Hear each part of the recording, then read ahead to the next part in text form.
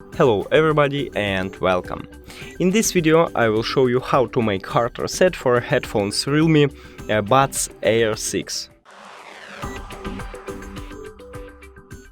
To make a hard reset, turn over your headphones and then press and hold connectional button until you can see that let it start flashing green. It's like 10-15 seconds.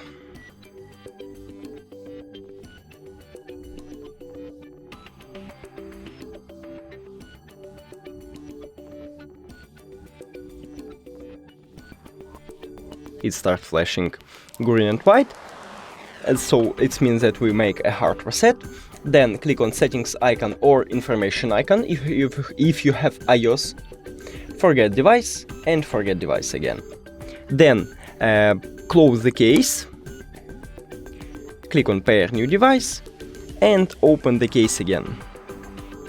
Now click on your buds, pair, and that's it.